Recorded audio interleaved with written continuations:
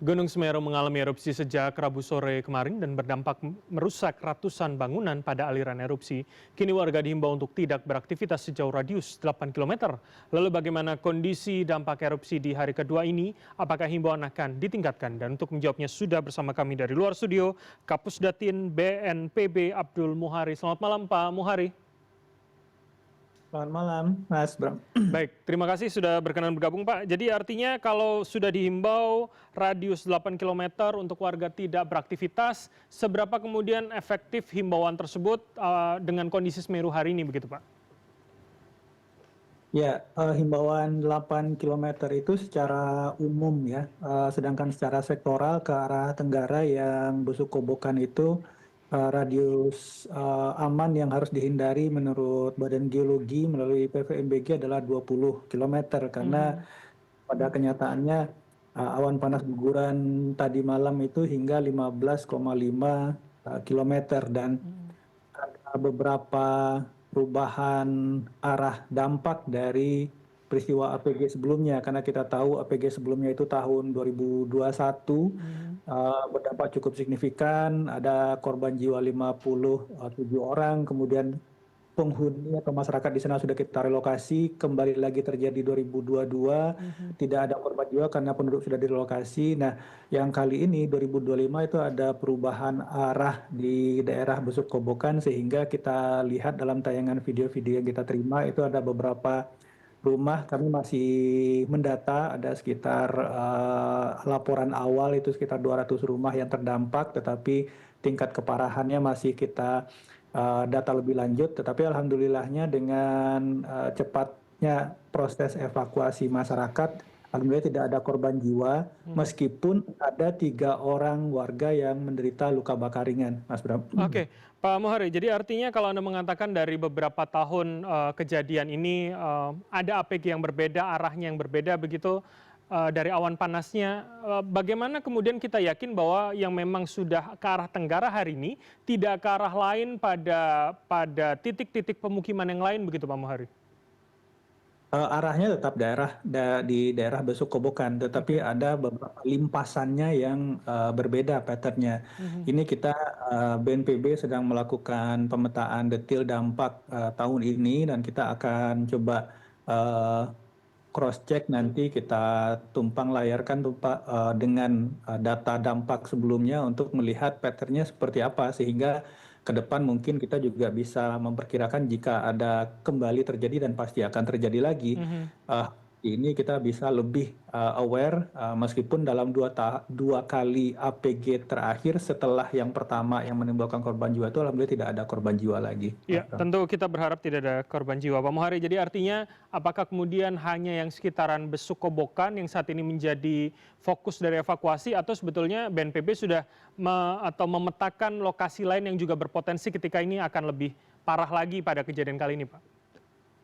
Ya, untuk sementara tadi malam itu kita mengevakuasi daerah-daerah di sekitar Besuk Kobokan karena inilah yang merupakan daerah aliran APG seperti diperkirakan oleh Badan Geologi. Dan catatan kita ada sekitar 836 pengungsi tadi malam yang sempat 1 malam di tempat pengungsian, tetapi per tadi pagi pukul 10 itu para pengungsi sudah kembali ke rumah masing-masing untuk melihat kondisi rumahnya. Nah, ini sangat penting tentu saja kita harus mendata kerusakan ini dan kita harapkan langkah lebih lanjut yang akan dilakukan pemerintah adalah hampir sama dengan kondisi 2021, Mas Bram. Jadi pemukiman-pemukiman saat ini terdampak, tentu saja masyarakat kita harapkan tidak kembali lagi membangun rumah di tempat yang sama. Ini yang akan kita kembali bicarakan dengan pemerintah daerah. Pada tahun 2021 itu kita merelokasi 2.118 KK lebih kurang dan itu bisa kita selesaikan dalam waktu 6 bulan. PUPR saat itu mengerjakan sangat cepat relokasi itu sehingga masyarakat tidak terlalu lama tinggal di Huntara. Huntaranya pun konsepnya kita buat konsep rumah terbangun. Jadi dari Huntara kemudian kita bangun rumah relokasi tetapnya di situ dengan segala fasilitas sosial dan fasilitas umumnya. Nah, ini yang lakukan, Mas Bram. Jadi kita harapkan masyarakat tidak kembali ke Mhm. rumah lama yang terdampak tahun ini. Nah, itu bagaimana pendekatannya, Pak? Ketika hari ini ada sekitar 800 sekian tadi pengungsi yang sudah ada di pengungsian, tapi juga masih mencoba kembali melihat mungkin barang yang bisa diselamatkan, tapi bagaimana pendekatannya agar tidak membangun rumah di tempat yang sama, bahwa lokasi-lokasi yang berpotensi ke depannya tidak hanya di arah Tenggara, Besukobokan, juga bisa bisa jauh dari pemukiman begitu, Pak Mohari? Ya, karena kita sudah pernah pemerintah daerah juga sudah sangat berpengalaman Mhm. untuk melakukan pendekatan dan dialog langsung dengan masyarakat dan ini kan memang terlihat sendiri oleh masyarakat bahwa memang kawasan ini berbahaya untuk kembali ditempati. Jadi tentu saja proses yang sama kita akan berdialog kemudian tentu saja dengan pemerintah daerah akan menentukan tempat relokasi apakah di tempat relokasi yang sama dengan tahun 2021 ini akan kita bicarakan pada minggu-minggu ini. Saat ini sudah ada tim BNPB dipimpin oleh satu eselon 1 yang ada di lokasi untuk melihat langsung proses tanggap darurat dan kita akan mengoptimalkan fase tanggap darurat ini untuk bisa masuk membicarakan langsung langkah lebih lanjut yang akan kita lakukan bersama pemerintah daerah dan masyarakat. Baik, terakhir Pak Mohari, jadi artinya dengan fase tanggap darurat ini akan berlangsung selama apa? Apakah tergantung dari Semeru sendiri?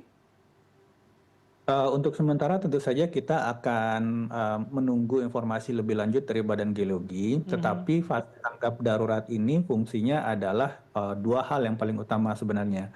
Upaya pencarian dan penyelamatan yang saat ini sudah dilakukan, artinya 3 korban luka sudah dirawat di rumah sakit, tidak ada korban meninggal, tidak ada korban hilang.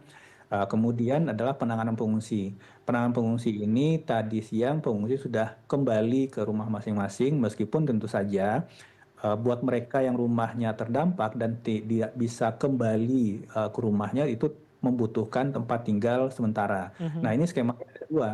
Apakah nanti akan sementara berada di tempat pengungsian sambil kita membicarakan atau mendiskusikan dan melaksanakan pembangunan huntara atau nantinya BNPB akan memberikan dana tunggu hunian namanya. Oke. Itu adalah uang dukungan sebesar 600.000 per bulan per kepala keluarga sampai nanti rumah mereka terbangun dan bisa ditempati, Mas Bram.